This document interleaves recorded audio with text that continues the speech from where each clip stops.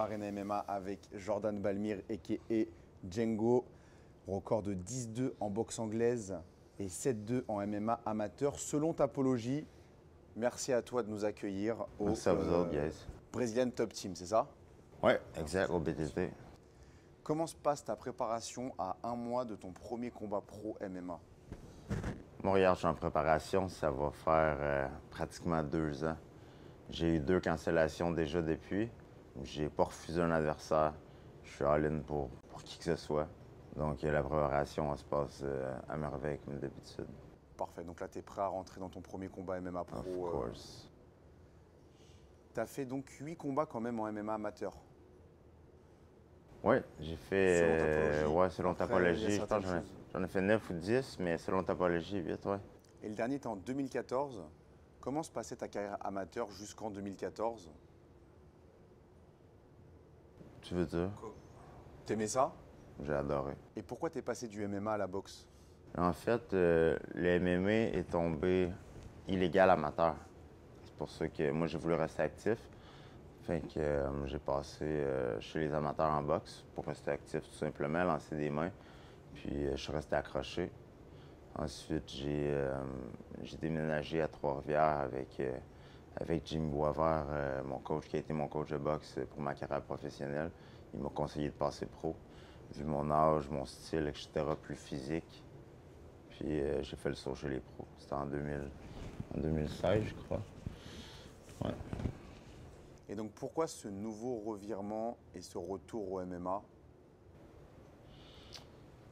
Je me sens plus libre en MMA. Puis j'ai commencé en MMA, ça a été ma passion depuis le début. Puis je suis beaucoup plus physique. Fait que c'est quelque chose qui va m'avantager beaucoup en arts martiaux, qui m'avantageait dans le temps justement de v'là mes victoires, pourquoi que ça allait bien. Ben, j'étais quelqu'un autant corps à corps, autant pour lancer, autant pour défendre des takedowns ou amener au sol. Ma force physique faisait une bonne différence. Tandis qu'à la boxe, c'est beaucoup plus du pointage, c'est technique. Donc ma force physique, je l'utilisais moins. J'étais moins à mesure de l'utiliser puis de le mettre à mon avantage. Est-ce que c'est la fin de la boxe anglaise pour toi en compétition? Je dirais oui puis non. Tu sais, je pourrais dire non là, avoir une belle offre, puis y aller, ouais. Tu t'entraînes depuis quand à BTT avec Fabio Holanda et les frères Jourdain? Ça fait au moins 2 ans. Ouais. J'ai commencé l'été, ça fait au moins 2 ans là-dessus. Ouais. Et avant ça, tu t'entraînais à Trois-Rivières ou tu avais un autre gym pour perfectionner les arts du sol? Non, j'ai passé directement ici. En fait, c'est une drôle d'histoire. J'étais avec mon coach à Trois-Rivières, Jimmy Boisvert, qui m'entraînait. Puis il a dû avoir senti que la passion, exemple, de boxer. J'étais moins allumé, etc. Puis il a commencé à me faire des kicks. Ok. Puis après, il m'a dit, regarde, à ton âge, Jordan, avec la capacité que tu as, le potentiel physique, etc., tu as les qualités, tu sais, pour développer beaucoup en arts martiaux, quitte à faire les UFC. Puis j'ai décidé de contacter. Ensuite, j'ai pensé qui est-ce que je connais, qui est solide dans les arts martiaux, Ouais. puis que j'ai connu ça fait des années, c'est les Jourdain. Fait que je me suis aligné par ici. Tu les avais connus comment? J'ai fait un voyage dans le temps en Thaïlande avec Charles. On s'est retrouvés là-bas, puis on n'était pas supposé aller là, tu sais, ensemble. Puis lui, il est descendu avec son coach, moi je suis descendu avec mon coach. On s'est retrouvés là, on s'est battus sur le même show en plus. Moi, dans le temps, j'ai fait un combat de boxe anglaise avec un Thaïlandais. Tu sais, j'ai passé le cours rapidement parce que là-bas, c'est des gars qui sont habitués aux têtes, tandis que la boxe, non. Fait que c'est là qu'on s'est connus. Est-ce que aussi de ton côté, tu leur apportes une certaine expertise en anglaise? Côté main, je pourrais dire que oui, il y a un certain échange. Puis autant dans les coups de pied, donc sur l'aspect stand-up en kick, ce qui est très différent. Les gars sont perfectionnés en Muay Thai, ils sont des très bons kickboxeurs. Moi, je peux apprendre de là, puis en Jiu-Jitsu aussi, ils sont excellents. Là, tu vas te battre dans l'organisation Samouraï MMA. Et le fun fact, comme on peut dire, c'est que tu as déjà battu Robert Serres en amateur. Ouais. Et Robert Serres qui va se battre pour le titre à 165 livres. Ou est-ce que tu aurais tendance à viser le titre 165 livres à Samouraï? Ben, pourquoi pas? Tu sais, j'ai pas de limite. Je veux dire, dans la boxe, en général, souvent, quand on voit un potentiel chez un athlète, on va lui amener des adversaires pour s'assurer qu'il gagne. Tu sais. Tandis que moi, je m'en viens en MMA, je m'en viens pas pour me faire donner des faire-valoir. Je m'en vais à la guerre, peu importe la personne. Je viens pour. Ce que je veux, c'est me compétitionner avec l'élite. Tu sais. Fait que j'en cherche pas de combat facile. Est-ce que selon toi, ça c'est une des grosses différences entre la boxe et le MMA? Dans le sens où en boxe, on va avoir tendance à monter des fiches. Beaucoup plus, c'est ce qu'on voit, tu sais. Beaucoup plus, ouais. Est-ce que tu te considères comme le meilleur boxeur dans le MMA au Québec? Ben ça, on va pouvoir le voir le 11 mars. Mais c'est sûr que côté expérience, le nombre de mains que j'ai lancé, probablement que je suis un des gars qui a lancé le plus de mains. Fait qu'avec des petits catons, ça va fendre. C'est quelque chose qui va être assez impressionnant, je pense. On a hâte de voir ça. Et pour revenir sur une des dernières différences entre le MMA et la boxe, à part bien évidemment l'utilisation des pieds, de la lutte et du sol, quelles sont les principales différences que tu vois entre la boxe anglaise et le MMA? Je te dirais que en MMA, c'est plus de la bagarre. Oui, c'est très technique. Ça peut être aussi technique que la boxe, sinon plus dans chaque discipline. Mais j'ai l'impression de plus aller à la guerre, plus aller me batailler, me chamailler, ce que j'adore, tu sais. C'est une des grosses principales différences. Puis pouvoir beaucoup plus de variété. Pouvoir improviser beaucoup plus parce qu'il y a plus de discipline. Donc plus de techniques à appliquer. Qu'est-ce que tu penses de ton adversaire, Dany Mallette? Tu le connais un petit peu, tu as regardé ce qu'il faisait? C'est un être humain comme un autre. On saigne tout rouge, puis je suis content qu'il soit 2-0 par exemple. C'est bien. Je commence avec quelqu'un qui a déjà de l'expérience en plus, amateur comme chez les professionnels. Mais c'est un combat comme un autre. T'as deux gars dans une cage qui s'en vont en guerre. Et une guerre qui va se donner à 175 livres. C'est la première fois que que tu te bats à ce poids-là? Chez les professionnels, oui. Moi, j'ai l'habitude de me battre à 100. Je me suis battu à 154 livres. C'est ça? Le dernier combat que j'ai fait chez les pros. En boxe? En boxe. Donc, en arts martiaux, mon poids idéal va être 155. Mais je refuse aucun adversaire. Donc, j'ai reçu le nom, j'ai dit oui. Je veux dire, ça fait déjà 2 cancellations que j'ai eues. En novembre dernier, 5 jours avant. Et puis en 2021, c'était en décembre. On avait fait la coupe de poids, j'avais déjà perdu 14 points quelques livres d'eau. On arrive sur la pesée, cancellé à cause du COVID. Fait que tout ça pour dire que j'ai plus la force mentale là, de me dire on va choisir entre un ou l'autre, ou je vais essayer d'avoir un adversaire qui va être plus léger ou plus approprié pour mon style. Là.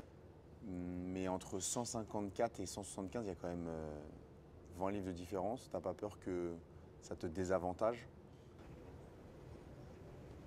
Ça, par exemple, quelque chose de super bien là-dedans, c'est que moi, je marche à ce poids-là, À 175. à 175 facilement. Ok.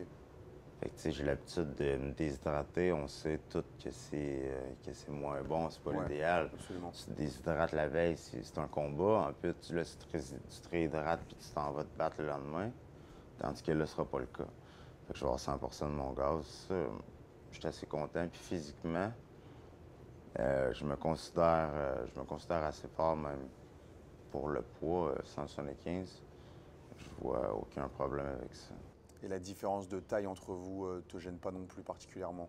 J'ai l'habitude. J'ai toujours affronté des gens qui étaient plus grands, plus longs. Fait que c'est pas quelque chose qui va être vraiment différent. Parfait. Quel est ton objectif en MMA? En cas de victoire, quelle suite pour toi? Est-ce que tu vises une évolution rapide? Je pense que tu vas enchaîner les combats. Enchaîner le plus possible, c'est sûr. Tant qu'il n'y a pas de blessure, enchaîner au maximum. Puis moi, je suis là pour donner un show. Les gens, ce qu'ils aiment, c'est un spectacle, tu sais. Fait que moi, je suis là pour donner mon 100%. Quand j'embarque dans la cage, je deviens le Django, si on peut dire. Puis ce que je veux, c'est un maximum de divertissement pour moi, pour les autres, être fier de moi. Fait que si ça pour vrai, ça peut saigner en plus, let's go. c'est ce que les gens aiment, non? Fait que si tu vas avoir un combat, j'imagine que t'aimes mieux voir un combat des gars qui vont échanger debout, qui vont se saigner, même au sol. C'est le fun quand tu connais la technique de Jiu-Jitsu. Moi, j'aime les deux, mais of course, c'est un spectacle qu'on veut.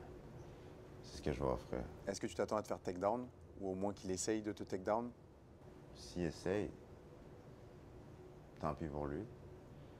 Ou tant mieux pour moi. Parfait. Mais j'ai aucun problème avec ça. Qu'est-ce que tu penses? Je te pose beaucoup de questions par rapport à la boxe, forcément, parce que dans le monde du MMA, c'est rare d'avoir des boxeurs expérimentés comme toi. Qu'est-ce que tu penses de la différence de couverture médiatique entre boxe et MMA?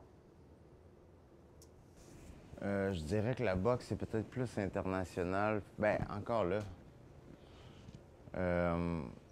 Je sais qu'en arts martiaux, peut-être qu'il va y avoir plus de fans au Québec. Parce que les gens, ils croient que c'est plus violent, le MMA, à cause des coups de coude, à cause que, tu sais, on a des petits gants, fait que c'est sûr que ça fend, il y a plus de sang. Mais je veux dire, la boxe, côté coups, côté commotion, etc., c'est très violent, sinon pire, tu sais. Ça peut être pire à long terme, moins de blessures, mais beaucoup plus de commotion. Tandis qu'en MMA, les gens vont se dire, c'est un sport de sauvage, ça n'a aucun bon sens, du monde qui se bat dans une cage puis qui saigne, etc. Moi, je vois pas ça nécessairement plus violent. Et est-ce que selon toi, le MMA va dépasser la boxe un jour? Je pense que oui. Je pense que oui. Déjà, le monde commence à être... J'ai eu beaucoup de commentaires, on voit beaucoup de commentaires passer, comme les gens sont tannés justement d'avoir des faire-valoir sur une carte, exemple, qu'on peut voir au Québec dernièrement, comme toujours. Le trois quarts des gens viennent de la même place, c'est du Mexique. Ouais. Puis tu sais que le gars, en tant que tel, le favori va gagner. Est-ce qu'il va gagner par KO ou par décision? Fait que c'est sûr que je pense que les gens, il y a mieux regarder les MMA parce que c'est toujours... Ça peut aller d'un côté ou de l'autre beaucoup plus. Il y a plus de challenge, je dirais. Absolument. On va finir sur une note plus légère. Tu fais du cinéma un petit peu, en dehors du sport? Oh ouais. Ben là, on en fait, là. On en pense pas mal, mais ça dépend. Pourquoi la question? Parce qu'on m'a dit que tu faisais du cinéma, de Ah l'acting. ouais? De l'acting. Non? On m'a mal renseigné. T'as jamais joué dans des séries? Ouais, j'ai fait quelques petits rôles, c'est vrai. Ok. J'ai fait quelques petits rôles. J'aime ça, tu sais. Je veux dire, je suis quelqu'un qui a la facilité de mettre un masque 2 ou 3 pour jouer un rôle. Parce que, tu sais, je veux pas, c'est ce qu'on va faire, ce que je vais faire. Je prends un rôle. Quand je deviens Django, je suis pas Django à l'extérieur, dans la rue, parce que sinon, je me battrais à tous les coins de rue, tu sais, ça fera aucun sens. Fait que, je veux pas, c'est un petit peu le même principe, tu sais. Sauf que la différence, c'est que tu appliques énormément de discipline dans le sport. C'est très différent que jouer un rôle en acting, tu sais, ou devenir un comédien. Mais j'ai fait j'ai eu quelques petits rôles, c'est vrai. Et tu serais ouvert là à d'autres rôles? En plus, maintenant que tu vas être remédiatisé dans un autre sport, le MMA, ça pourrait peut-être te contacter. Ben, of course, j'ai pas de fermeture. Tu sais, je veux dire, ouais, c'est quelque chose qui peut m'intéresser, c'est sûr. Pour l'instant, c'est une chose à la fois. On va commencer avec le 11 mars. Exact. On va à la guerre, puis Let's go. par après, On verra la suite. toujours ouvert, on verra la suite, exact. Jordan Balmire, merci beaucoup et rendez-vous le 11 mars.